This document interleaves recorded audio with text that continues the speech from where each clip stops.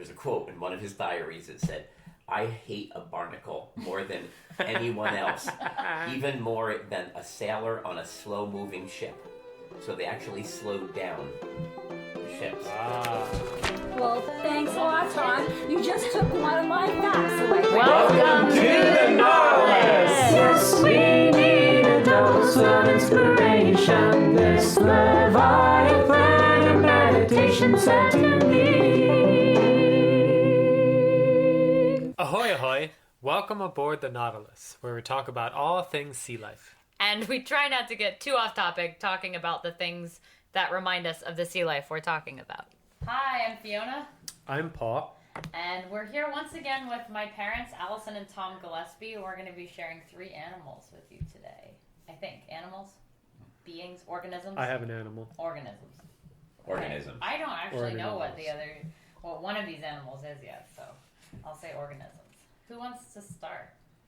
I'll start. Okay. All right. So I decided to research the common barnacle, which is not an animal you think about every day. The common barnacle. Well, I just mean that barnacles are common. Way to keep it relatable.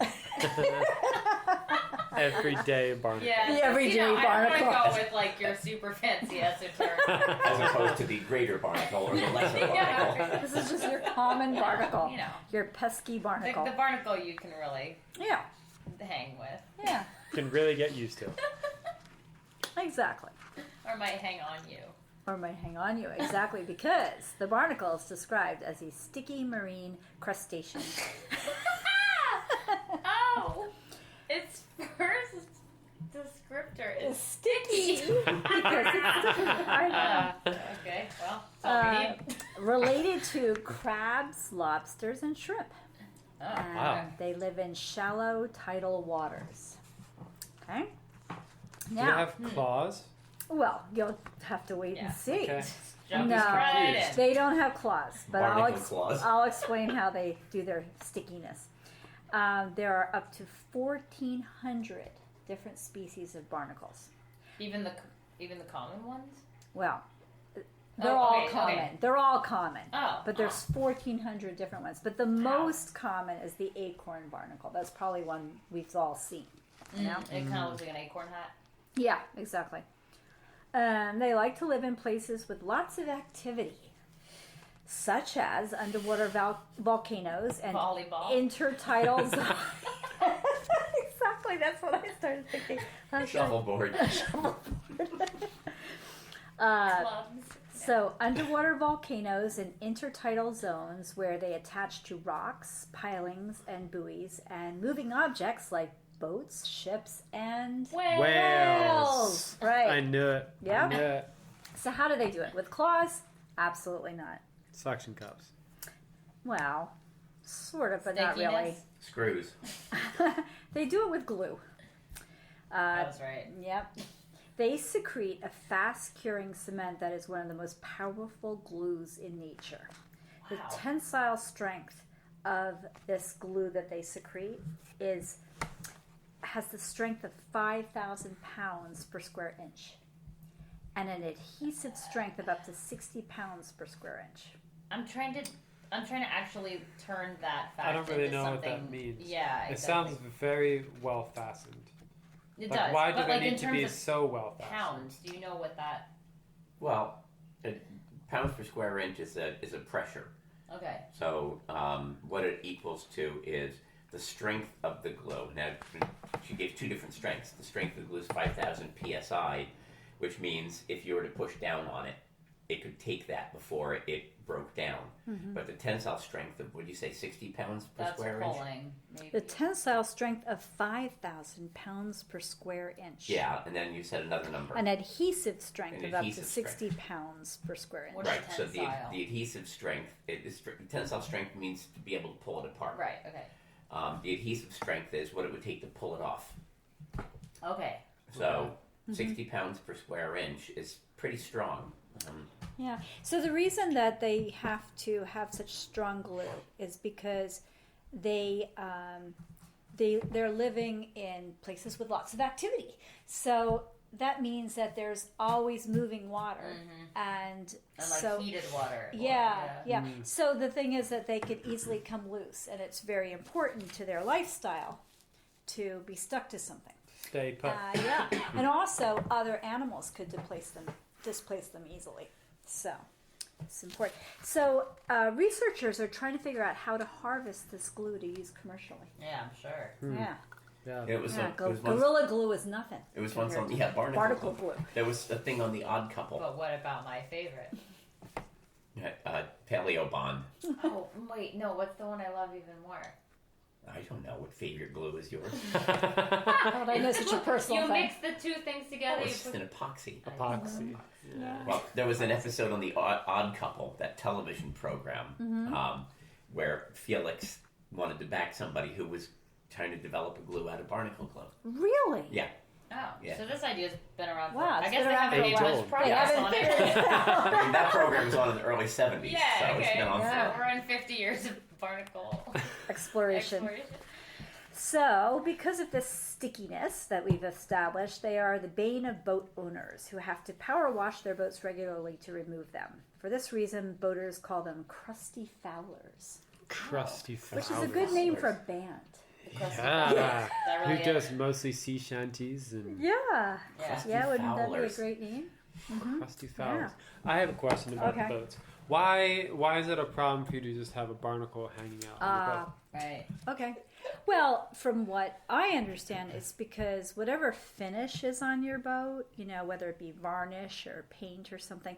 So the fact that this like really sticky glue and this, is encrusted all over, the bottom of the boat, it means it's kind of eating away at the finish. So okay. long term, it's gonna, Plus, there's another reason. and yeah. Now, I'm going to interject a fact here. Charles Darwin, before he wrote The Origin of Species, studied barnacles for 7 years. And he wrote what's called a monograph on barnacles. And he said, there's a quote in one of his diaries that said, "I hate a barnacle more than anyone else, even more than a sailor on a slow-moving ship." So they actually slowed down the ships.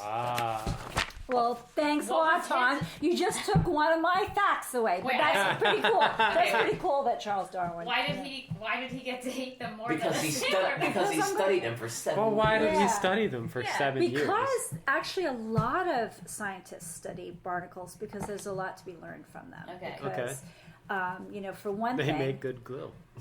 well, because of the potential of commercially harvesting their glue, but also because they're such a common sea animal, and because, well, we'll get to this about how they eat and everything, but they have a filtration system. So if you can see what's happening in a barnacle, you can kind of take an educated guess at what's happening to sea life in general. Oh. Okay. So, yeah.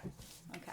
Okay. So, anyway, so here's a sort of a description of the body of a barnacle.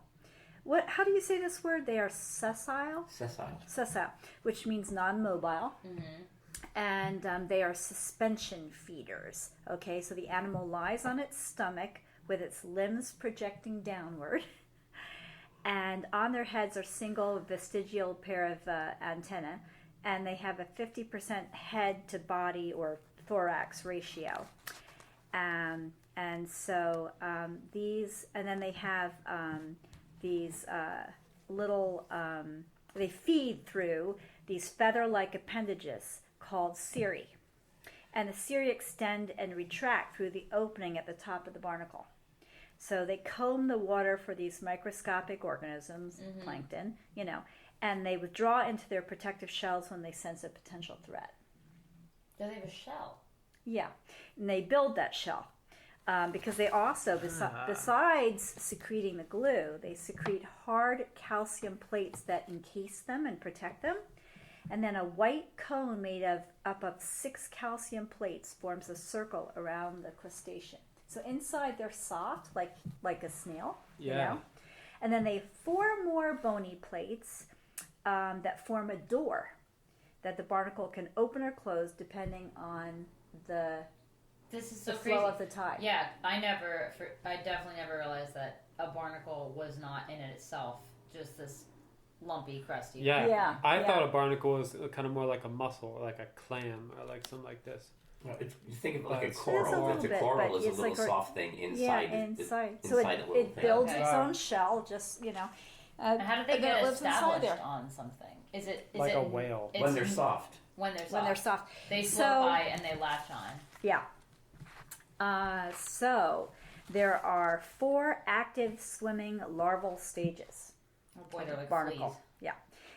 And during that time, they are vulnerable to being eaten by predators. But in that 3rd stage, the purpose of the 3rd stage of the larva is simply to find the locale where they're going to secrete their Lay down roots. their calcium, lay down roots. Exactly. Exactly. Yep. You know?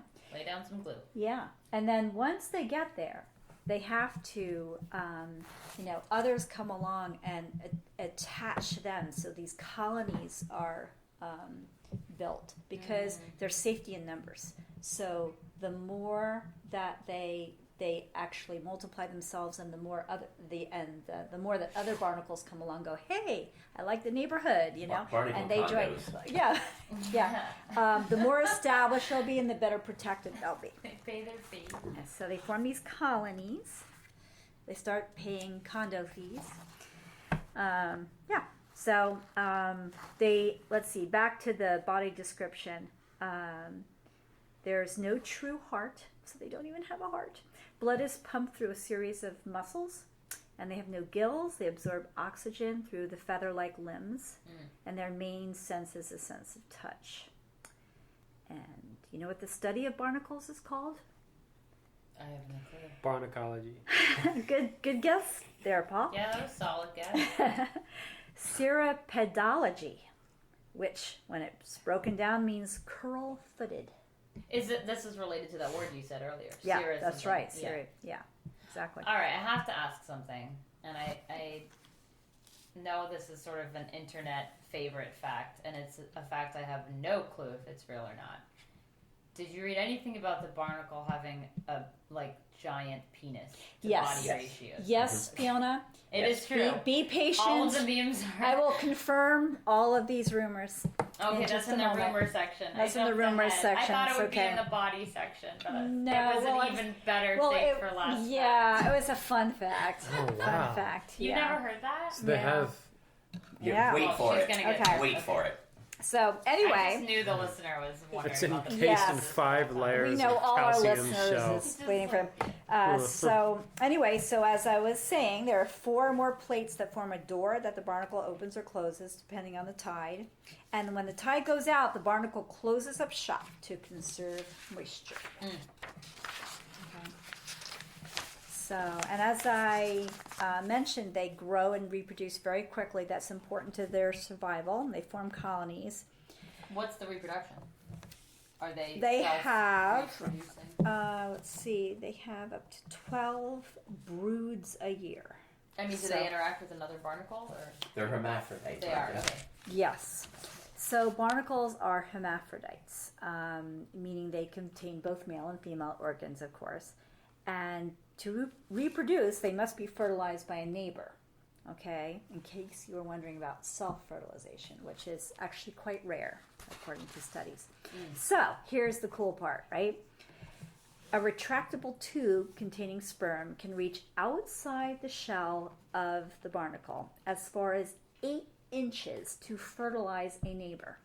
In fact, the barnacle has the largest penis-to-body ratio of any in the animal kingdom. There it is. There it is. Yep. Penis to body ratio. Yeah. Yeah. Large barnacle colonies, as Tom said earlier, can cause ships to drag and burn more fuel, which adds up to economic and environmental costs. So this can amount up to a 60% increase of drag on a vessel, or a 40% increase in fuel consumption, which is huge, right? That's why they must be removed too. Yeah. So I know you guys are always spend a lot of time thinking about whales. We do. Right. So I'm going to tell you how barnacles relate to whales. So we've all seen barnacles on whales, these lumpy bits, and barnacles are parasites, but not in the normal way because they don't feed on the whale. They're Right. just kind of hitching a ride. Which that has a Resting different space. name. doesn't Yeah, it? exactly. So it benefits the barnacle to be on the whale, but it doesn't really harm the whale for the barnacle to be there. So that's called communalism. Communalism. Communalism. Yeah. Where like neither animal is really harmed. It's just Okay. kind of fine. And the whales don't mind. They Well, only kinda in look one cool. small respect. Yeah, I guess They're kind of like doesn't- what? It's kind of like. Slow them down.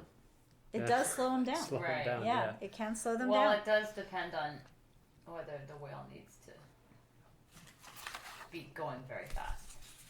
Yeah. And I don't it's true. know. I mean, like they don't all need to be like they're not necessarily they're like in speed being- predators. Yeah. you Yeah. know, Right. So Unless they've joined a race or And something. it seems that there's some whales like acquire barnacles and some don't. Yes, and you know why that is? Because it depends whether they're baleen whales or not. Okay. Because baleen whales. Yeah, go ahead. yeah, well, I mean, because Not those gonna launch into those whales are hanging out in places where there's lots of barnacles, so they naturally, attach them. Whereas whales, Is it because they're with- eating the same with prey? teeth, yeah, well, they're all eating plankton, Yeah. right? Yeah. So, But yeah, like a blue whale, I can't imagine having barnacles. But like a humpback whale or other whales that I'm gonna get into when I talk about mine. They're like really like ubiquitous with like imagining Yeah. them with barnacles on them. Yeah, I wonder what's up with well, I think they also remember a barnacle lives in shallow water. So Mm. if it's a Okay. whale that dives deep, Yeah. the barnacles, don't abide by this. yeah, they don't like it. I mean, they like the activity, but The activity to come to them. there's one little issue with barnacles on whales, and that is that there's this thing called whale lice, okay? And barnacles kind of provide a natural home for the whale lice to hang out, because it gives them a means of latching on. And those whale lice can So the cause... barnacles latch onto the whales. The whale lice latch onto the barnacles. That's right, and then they can bite the whale, Evolution. and then that can cause kind of skin irritation for the whale. So sometimes whales will try to remove the barnacles, and they do that by simply rubbing themselves on bottom sediment, to scrape the barnacles off. Wow. Yeah. Wow. So That's the next YouTube video I'm gonna look up. Yeah. yeah. Whale removing A whale- barnacles. a whale I've never cleaning seen itself. a video of a whale rubbing along the bottom of like a rock or the ocean. Yeah. Specifically. I don't think Have they you do. ever looked for one? Yeah. No, I mean, but like that hasn't happened to pop up in all of the Yeah. whale footage. Well, I don't think Yeah. they do it very often. I think it's when, it just becomes a big When they have problem. lice. So, when they get sent home from school.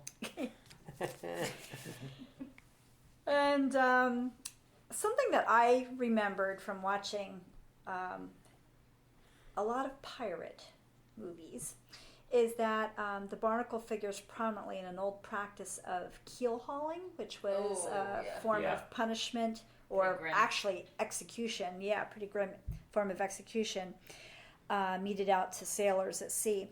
So the way that worked, in case our listeners don't know, is that the hull of the ship was usually covered in barnacles and other marine growth. And so the keel hauling, which is where the victim was tied to a rope that was pulled around the bottom or the hull of the ship, would cause serious lacerations, of which the victim could later suffer infection and scarring, or even lose limbs that way, or sometimes they would just drown. Yeah, they were just If they were dragged lucky, they on- So they they were yeah, they just, were just tied dragged to- around the bottom of the ship and back up the other side. Right. So they would put them under and then drag them across the bottom.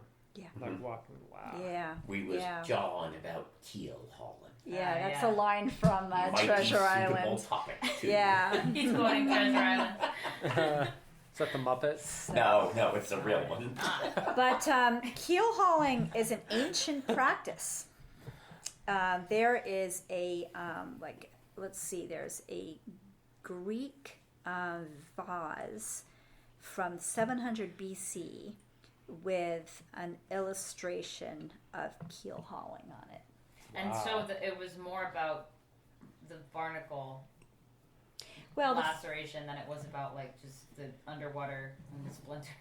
I think it was a combination of everything. Okay. I think it was pretty I mean, that's tough to live through that experience. But Yeah, so, oh, I know, not nice to think about. pretty awful. Yeah. And you might be wondering whether you can eat a barnacle.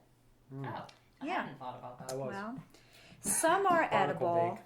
and the most edible or the most commonly Oil. eaten is the Japanese goose barnacle. Are they just big? Is that why? They're bigger than the acorn barnacle, and they have a long sort of tube that's involved, but not the penis. A different tube. Absolutely what I was gonna say. Yeah. You're just eating the penis. Which Like reminds people of a immediately. goose or something, gooseneck or something. Gooseneck, penis. And it is considered a delicacy in Japan as well as Spain and Portugal. Oh my gosh. Yeah. I would try it. Wonder how many barnacles why do you have not? to get How to make it worth like a spoonful? How many Right. barnacles do you have to kill to get that much? Right, yeah. Yeah. Wow. Oh, I know, sure they're exactly. good. All of the shellfish are just great tasting. Yeah. Regardless. Natural predators to the barnacle are, well, the adults can be displaced by mussels, also looking for a home. And mussels can feed on their larvae. And then whelks, which are Yeah. sea snails, are able to grind through the exoskeleton of the barnacle to feed on the softer insides. And also starfish eat them. Oh, starfish. Yeah. Good. Yeah. I'm glad starfish Get in on the action. get something. Yeah. And They always look like they're just kind of sitting there waiting to be eaten by a seagull. That's because that's exactly what we saw the other day in Maine. It was really did you cool, see? actually. Well, we were standing on a dock looking into the water, and it was very clear. So we were just gazing down, probably about 2 or 3 feet. Yeah. It was right by like a marina, and we saw a starfish, which was kind of cool, a little bit unusual. And then we saw a seagull paddling around, and we were kind of like, I wonder, if he has the same visibility, or I wonder if he'll notice it. And the seagull got right over it, dove down, plucked it up, and ate it. But first, it swam in a few really proud circles, like it was like showing it off. And, and we were like, "What's it waiting for? Like, do you think it has to like I know celebrating. they don't have to like be on land to eat. Like, what is this?" And then all of a sudden, it just He was swallowed it just after, like, a showboating. minute. Just- Yeah. yeah. He was like looking up at us too because we were kind of cheering. And stuff. Yeah. We were pretty bored, and he was. Yeah. We were kind of like cheering. And he was like looking it up at us and kind of like looking around, and then he would just kind of like Just put on a like show. swim in Yeah. like a big zigzag, He and was then just enjoying the whole moment. Yeah. Yeah, I Kind get of it. like cats with a mouse. I mean, they'll play Yeah. with it and Mhm. throw it up in the air and everything. Yeah. And I then don't know, finally the way crunch on its seagulls head. are, I would think they'd eat it right away so another one doesn't come and steal it from him. I know there were no it's others probably around. part of the sport. Oh, It no was totally- competition. It was like a Yeah. lone, Yeah. Yeah. misty morning. Anyway, Well, that brings me to the guilt portion of yeah, our favorite. this It's always research, necessary. which is that barnacles can ingest these plastic nanoparticles, that are like less than a micrometer in size, and they can accumulate. And if they accumulate, then they clog up their filtering systems, and then they don't survive. And then also, if those particles are accumulating in the barnacle, whatever animal eats the barnacle barnacle, also is ingesting them. So the thing is that scientists often study barnacles because they're easy to come by, and they can kind of look at the barnacle, see what's going on, and say, okay, well, judging by this Yeah. is the amount of pollution in this part of the ocean. Right. Right. What is their role in the larger ecosystem? I mean, I know they're living on whales, like, Well, they're living on whales, I and don't know if they then have provide some predators. sort of like critical service to like the ocean's Not health really. or something like I don't know that they provide a critical service. I just think that, they are eaten by some, and they're eating plankton. Right. Yeah. I'm sure that actually Yeah. does have a huge role to play. Yeah. Right. Cool. Wow. And Amazing. they've been around for a long time. So, by fossil records, they know that they're at least 20 million years old, and Well, they might be 500 million years old. That's what they theorize. 20 to 500. 2,500. 20 to 503 500. million years old. Yeah. It all starts to condense. Yeah, right. Well, they have evidence of fossils that are 20 million years old, but they theorize that they've been around They're still about sticky. 500 million. Yep. Cool. Who's that knocking at my door? Cried the fair young maiden. It's only me from over the sea. It's Barnacle Bill the sailor. Oh, what's I that? come to take you off with me. It's Barnacle Bill the sailor. What is that? You just gotta look it up and listen to it. Barnacle Bill is an old song, and they have On it. regular versions and they have the sailors versions, Oh, Which are- which Oh, are I think that's what this is. Yeah. relatively filthy. So yeah. Talking. Barnacle Barnacle Bill. Bill. The sailor. There's a whole. Yeah, interesting. Okay, Barnacle Bill the sailor song on Wikipedia, an American drinking song. Adapted from Bollocky Bill. Bollocky Bill, that's right. Bollocky Bill. Yes. Okay, Bollocky Bill. I'm Does gonna this go kind down of the rabbit reference hole thinking the about the song history, so we should move on. What's that? Does Bollocky Bill or Barnacle Bill, does it talk about like the penis thing? Oh, well, in a way, yes. Sailor It does? one, sure. It does in a way. Ah, Yeah, they did because the research. that is the most fascinating fact. Popeye the About Sailor. was Popeye the famous Sailor, for yep, there was a whole- wars. Bluto was Barnacle Bill, and Olive Oil was the fair young maiden. Boy. Olive oil. Oh, Okay, boy. moving on.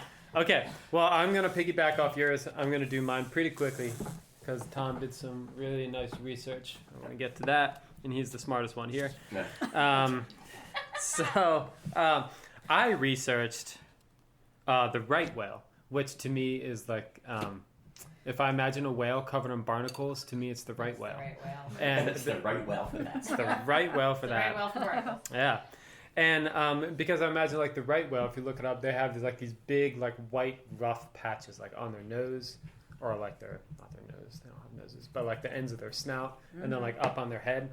And I always thought that they were barnacles, but actually they're callosities, which are these big like these big regions of callous skin that are kind of just like continuously agitated, but I couldn't figure out how they're agitated. But they said they just get these big rough spots of skin that form like huge calluses, and then these calluses get kind of cultured by whale lice and sea worms and barnacles. Oh, I see. So they're kind of just like Right these. whales are pretty.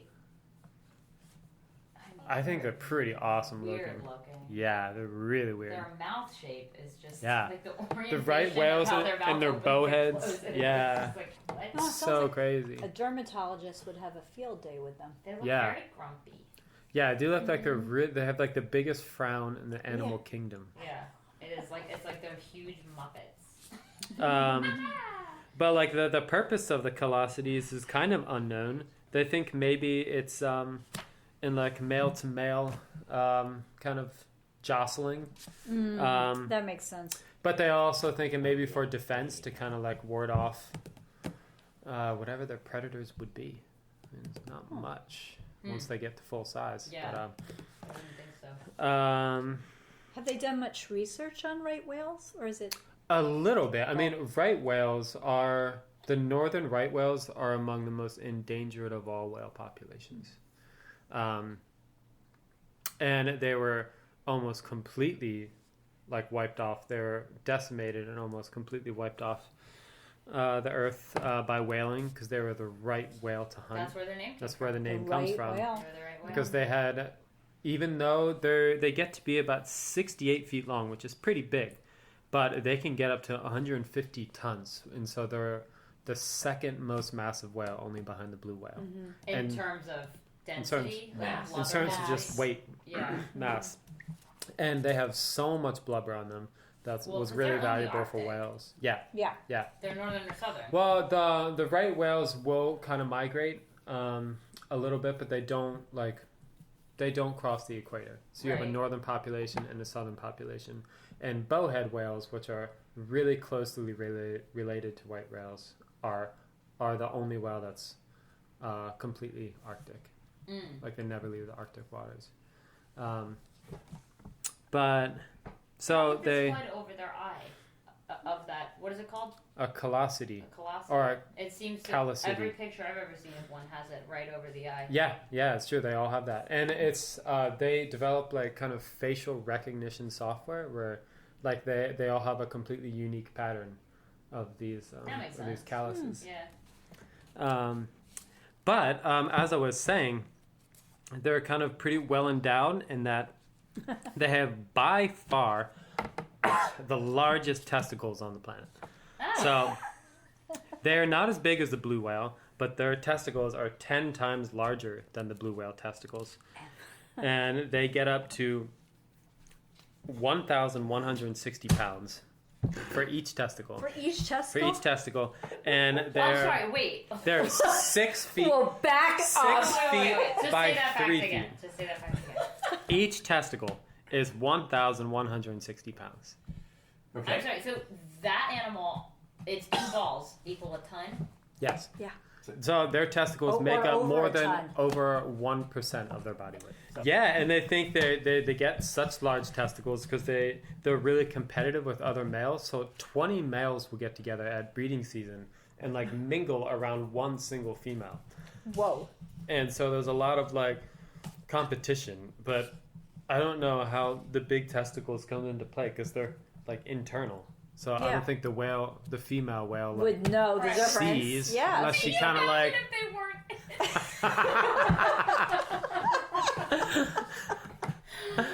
Oh, I mean, how much of their... Wait, okay, I need proportions here. Right whale weight. Like, what is this compared to the rest of their body weight? Well, This is what I need. It's They it's comprise about 1%. Yeah. Yeah. Oh, did you say that? Yeah. Oh, I missed that. I was... So impressed by the fact Okay, that yeah. came right before that. They're between, it appears between 50 to 100,000 pounds. Wow. That is insane. Yeah. Yeah. Do people, you know how like, people are into like the balls of animals and like getting them for different reasons or eating or whatever. Or Like, aphrodisiacs what or would whatever. is Yeah, anyone we gone feed a- after right whale balls? That seems like the most potent. That Like would the feed a biggest- whole village. I Is know. this the biggest balls in the world?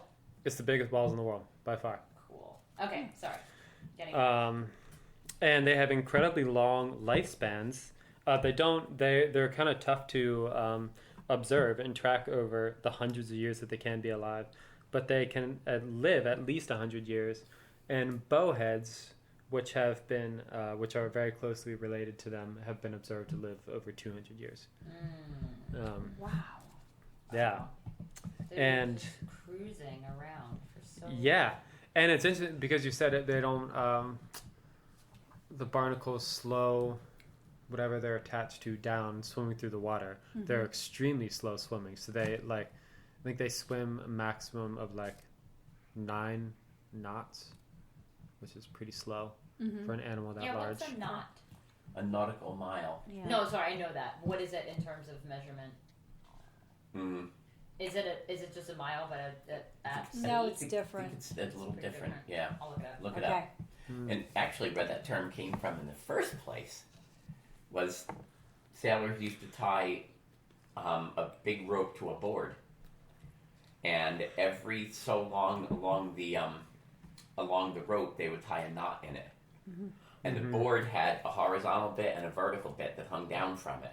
And they would throw that out the back of the ship, and the vertical bit would keep it from going, and they would pay the rope out and count how many knots passed by over a time period. That's where that term came from. Right. It's not that much different. It's 1.15 miles, land miles.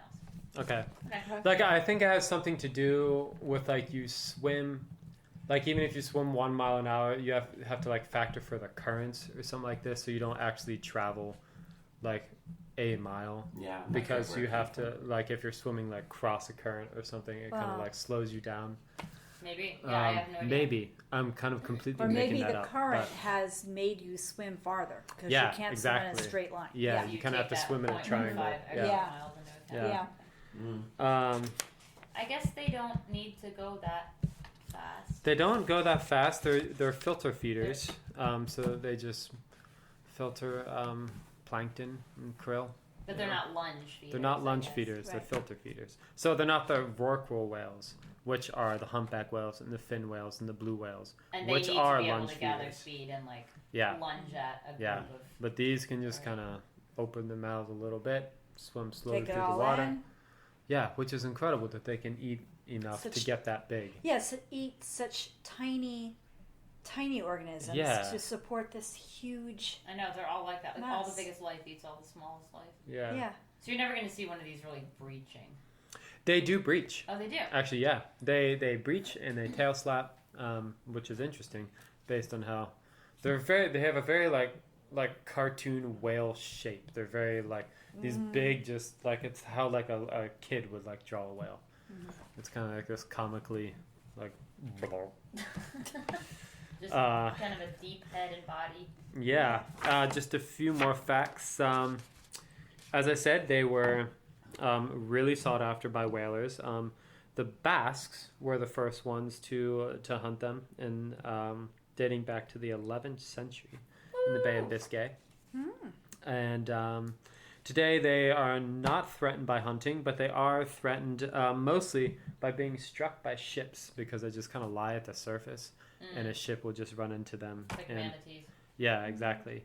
And also fishing nets, they're pretty horrible too. And ingesting plastic is also not Guilt. good for them. Guilt. Guilt. But also another one which was kind of strange is that they suffer gall attacks. So it's been observed off of Patagonia, kelp galls will just kind of dive bomb. Oh, gulls. Yeah, galls, like gulls. Oh, I seagulls. thought you were I saying thought you like said gallbladder or Like something. me too. Or I like thought- the gulls. Gull. Like the Gull. Basques of the I gulls. thought you meant Gull. Frenchman. Gull. So gull. Gull. Okay. Gull. Gull Kelp attacks. gulls. Yeah, well, use the really powerful beaks and kind of just like dive bomb them on their backs and just like tear a couple centimeters into their flesh and their blubber. Oh, And no. they can have just like these massive like open wounds from being attacked by gulls. Wow. Well, they're just so slow and so accessible. Yeah, because Yeah. I guess they're so slow. But it's the only place that they've been observed, so maybe it's just like this bird just Weird gulls like off figured the coast out of... this like strange behavior. I don't know. I mean, Seagulls are I've terrible. seen them steal a sandwich. I know. Yeah. Yeah, Yeah. it's pretty terrifying. It is. I mean, No like principles. they will kind of. Yeah. They're very brazen. Yeah. They sure No, are. they're little dinosaurs. Very unapologetic. The southern right whale. So yeah, it's the southern right whale. Well, and the northern right whale. Oh right, I just have the southern right whale in my head. I think it's because of that movie. Did you guys see that Whale Rider? No. There's this movie that was No, I don't kind of think really so. beautiful. It was, I don't know, it was sometime in the early 2000s. I think it was made. It took place in New Zealand. It was better than Free Willy, right? I liked Free I'm Willy. not going to concede that Free Willy was that bad of a movie. It was pretty Dad good. has I never didn't, liked the movie Free Willy. I didn't mind it that much. I grew up as a whale-loving child, so I categorically loved Free Willy. Yeah.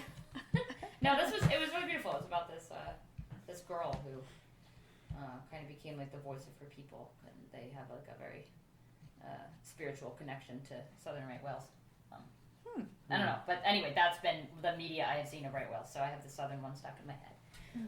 Biggest penis, biggest balls. What do you Okay, have? what do you have for us? Yeah, what do you have to show? Wow, I'll tell you. I think mine's pretty boring in comparison. So I went for the things that you've never heard of living in the ocean Obviously. before.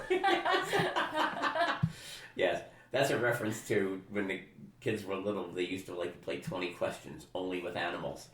I And mean, who would want to do things? and yeah, and can you guess within 20 questions? And I would always pick an animal that nobody'd ever heard of before. So Well, that's how they learn, though. yeah, Yeah. so I chose Mike, before you start, yes. I'd like to know if it's bigger than a beagle. No. That was our This is standard. Our standard reference question. Bigger than a Based beagle. on our family pet. Yeah, it always began. Is it bigger than a beagle? And then it went to, is it a mammal? Is it? Okay. No, it's not bigger than a beagle. I know it. We would have known what it was if it was Yeah, bigger than a probably. And These are organisms which are actually not animals. We talked about the different domains of life. And this is not an animal, it is not a plant. But they are eukaryotes, as we discussed. These are the foraminifera. Oh, And- yeah. Wow. Okay, Cool. I'm ready to hear about this. Okay. Well, foraminifera, they are single cellular. The name, first off, the name foram is Latin for a hole. And foraminifera means hole bearing. So, just as an aside, if you think about the base of your own skull where your spinal cord goes out the bottom, that's called the foramen magnum, which means the big hole. Okay. So it's the same root word. So foraminifera are hole bearing. So like I said, they're single cellular and they're amoeboid protists. But they are eukaryotes. They're not bacteria or archaea. So I remember this. We have plants and animals, and there was also algae, fungi, and then you said this protists were another group within their kingdom. Well, those are the kingdoms. The kingdoms, Right. yeah. So within the eukaryotes, there's, animal. There's 5 kingdoms. There's animal, vegetable, fungi, protists, and Algae, I think, was another one. it might be, but I just don't remember the 5th one. But Okay. there are 5 kingdoms within that one domain. So, anyway, what is a foraminifera? Like I said, it's single cellular. They are marine for the most part. There's a couple of brackish water ones, and I think one terrestrial one. They're amoeboid, but they're a little bit different than just amoeba, which you think of as a blobby single cellular organism.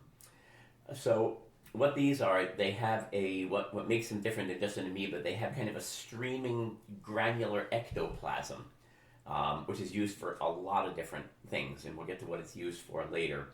But the biggest thing it's used for is catching food. So they're not filter feeders, they actually harvest food with this protoplasm, this ectoplasm that goes on the outside, and they pull it in with that ectoplasm. So they're heterotrophs. They're not autotrophs, which are anything that generates its own food. So they harvest food from seawater. And they have an external shell, which is called a test. In this case, it's not just a shell. There's right now, about 10,000 species. Most of them are what are called benthic, which means they live on the seafloor. Okay. But there's about 40 species which are planktonic. Now, the word plankton or planktonic means free-floating in the water. Oh, that So- actually means that. That's what it means, yeah. So something can be planktic or it can be planktonic. But planktic is really the word, or it can be benthic. So benthic is the bottom of the seas. It comes from I think it's a Greek word benthos, which means deep. Okay. And planktic is in the actual water column.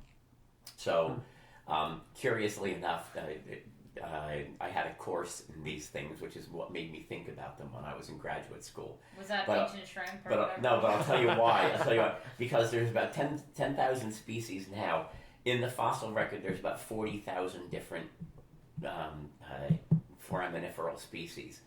And I had a college professor in graduate school whose specialty was planktonic foraminifera of the Cenozoic era.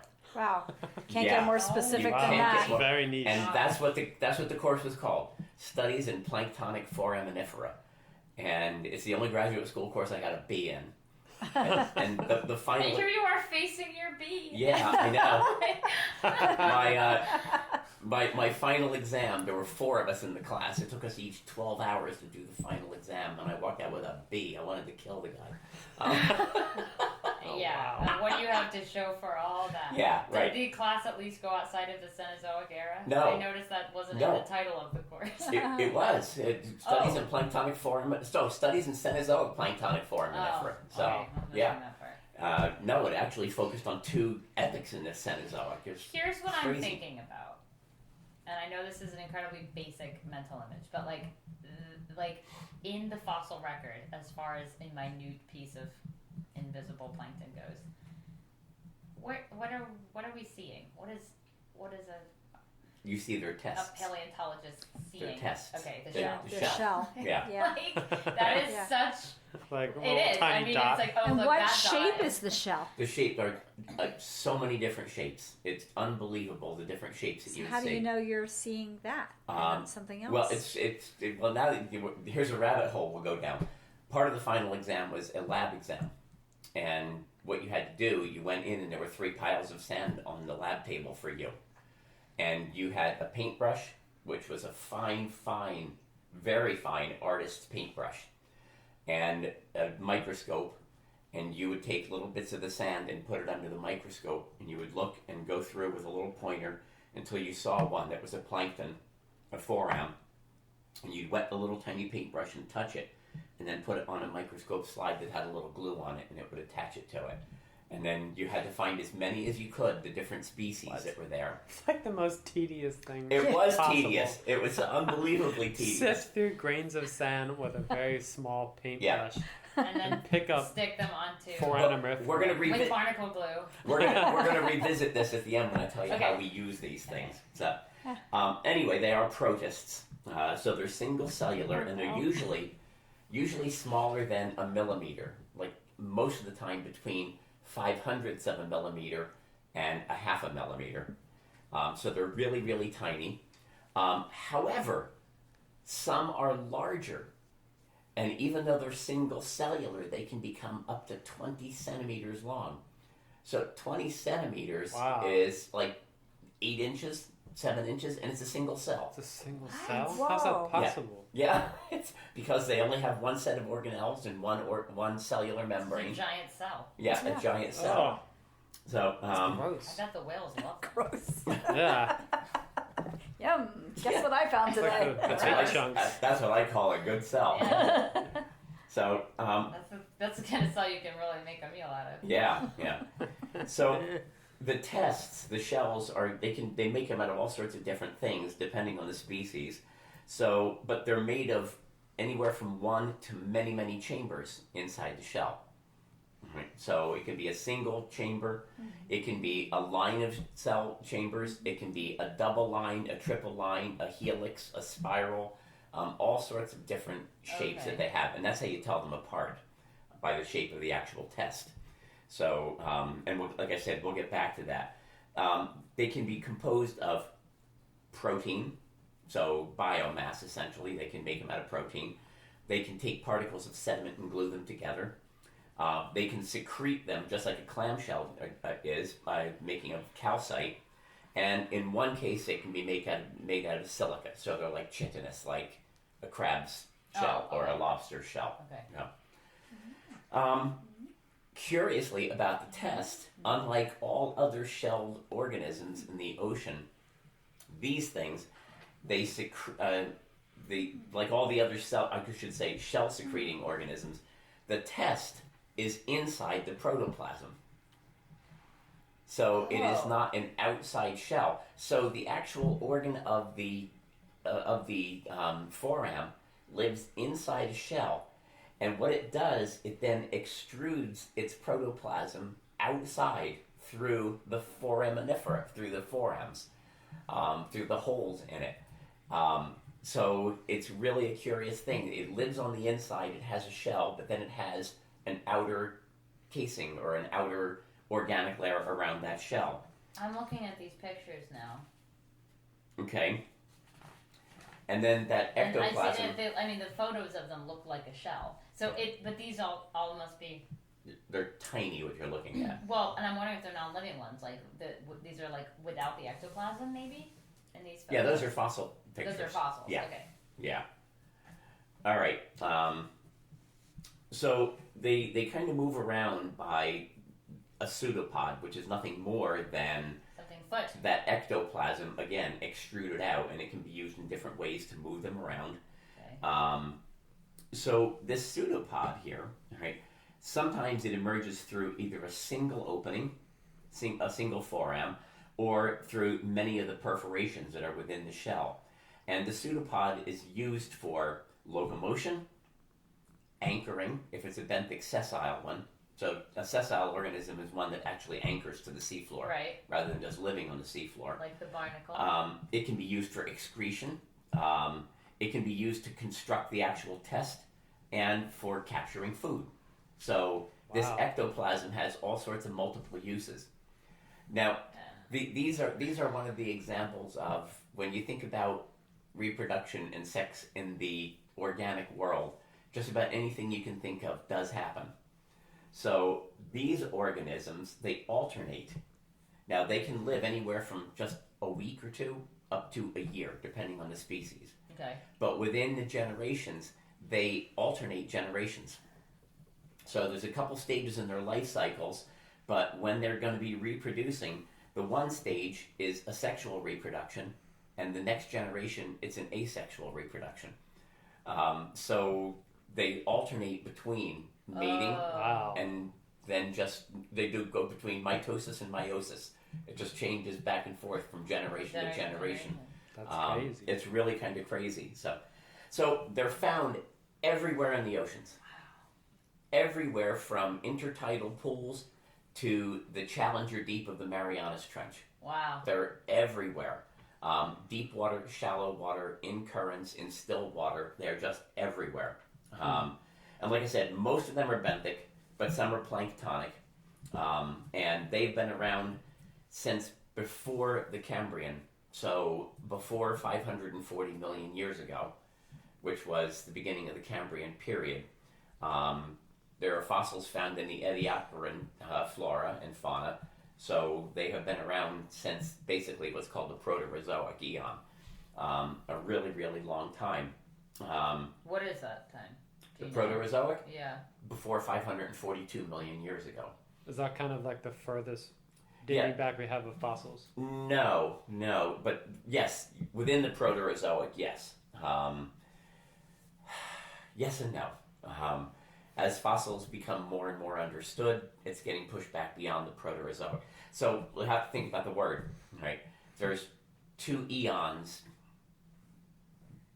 actually about 4, but 2 eons that we have to think about. Okay. The eon that we're living in is called the Phanerozoic, which if you break down the words, phaneros in Greek is to see something. It's the verb to see. So Phanerozoic means visible life. So the fossils that we can find, you can pick up and look at. Okay. Right. Before that was called the Cryptozoic, which means life was hidden. So it was all single cellular and marine. And the Proterozoic is that period. It's now an eon of its own right because it keeps subdividing because we learn more and more. Mm-hmm. But it's that time period before the Phanerozoic where there are just the very first beginnings of the phyla that evolved. Okay. And the Cambrian is the very first period of the Phanerozoic eon. So, wow.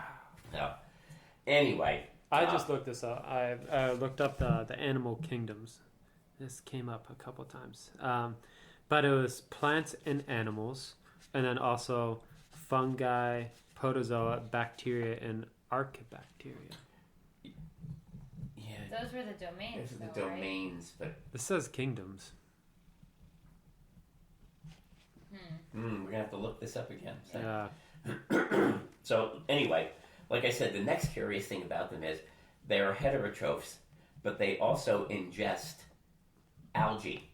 And when they ingest algae, they can have what's called an endosymbiotic relationship with them, that they don't eat them all, and they leave the algae inside their bodies, which then photosynthesize and continue providing food to the foram. But then they also are what are called kleptoplastic, which means they steal chlorophyll from some algae that they actually eat and leave the chlorophyll still converting sunlight to energy in their bodies, even though they're heterotrophs. That's crazy. Yeah, so they're really useful in things like paleoecology because depending on the foram, you know what the environment was like. Right. There, whether it was a high energy environment like near shore or whether it was a deep water environment. So they're very useful doing stratigraphy, searching for oil. We use forams all the time. And that's why I had that silly class with that idiotic final, having to find all the things. Because this is a useful job, actually. Yeah, because you can tell exactly when in time you're looking at a rock, because if you think about it like a family photograph that you come across and you say, oh, when was this taken? And you say, well, I can see my cousin, who I know was born in 1985, but there is Uncle Joe, who died in 1987. But they're both in the same photograph. Right. So I know this photograph had to be taken somewhere about 1986 or so. Right. And it's the same thing, because say, I found 6 different forams here. One of them lived from this period to that period, one lived from that period to the other period, and one lived from this one. And when you put them all together, there's usually only one little time slot where they all lived at the same time.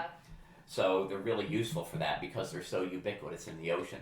These are not plankton. They actually do eat other types of plankton, like lake bacteria and like diatoms. But because they're protists. But, they still are the same thing, a single cellular organism that about 40 species float in the ocean. But of the 40,000 fossil species, a lot more floated in the ocean in the past. So those are the foraminifera. Probably because there's other things now which are filling that same niche. So. Yeah. Wow. Too many whales. When we were up in Maine, we saw a little bit of phosphorescence. Yeah. And we kind of went down this rabbit hole trying to understand that a little bit. But it was phosphorescent foraminifera. Yeah. Oh. Yeah, which is an entirely other subject to go into. But we were thinking, what produces this bioluminescence in terms of like as if it was one animal, but it is all sorts of different bacteria and little plants and animals. They all contain that, and they all interact, and they all emit it and everything. So it's like right. But yeah, it was very magical. Like we went on this dock, and if you just wave the tips of your fingers across the surface of the water, all these pinpricks of light really explode out and disappear again immediately. It's not everywhere, but it's not super uncommon in the world. You can find areas where this. I know that when we were planning to go to Puerto Rico the last time, there's these the boats. bioluminescent things. Yeah, that you can take boats out at there. night and to see it. Although some of it has been ruined apparently by gasoline. Yeah, too many boats out there. Too many boats in the water. Yeah. This was they are more active whenever the seas have been stormy. Yeah. So if it was when it's stormy, then it's calm the next day. Right, so really calm the next day. So you need certain atmospheric conditions in order to see them. Yeah. But it's not like they're not always there, I guess. It's just whether it's active. Yeah, I'm not sure. It's I a didn't tricky understand subject. it. Yeah. Okay, foraminifera. For another time. Well, for the phosphorescence. For another time. For a relaxing time. So we had quite a diversity here. We had barnacles and whales and forams. We went small and big and small. Yes. Yeah. And who knows what a foraminifera penis is like, so. Well, considering that they're asexual every other generation. I don't think the ones in between really they could just have a penis for show or something. Yeah, some of them might be shaped like a penis. No, I actually don't think. I think it's almost like self-fertilizing because they don't have this kind of recombination. Yeah, I mean that ectoplasm is doing everything else. It might might as well do that too. A lot of them are based on RNA, not even DNA, so they're pretty ancient biology. All right. Cool. Thank you all.